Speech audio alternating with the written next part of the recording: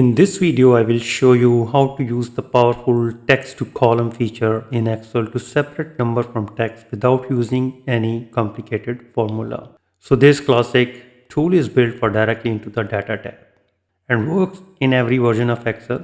So first select the column of the data you want to split.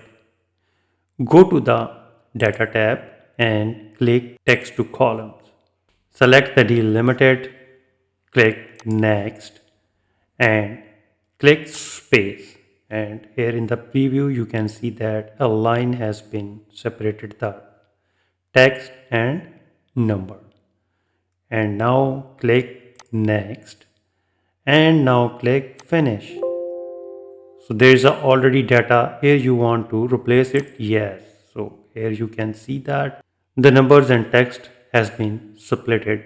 So with this easy formula you can make your life easy. If you think this video is helpful, please support my channel. Thanks for watching.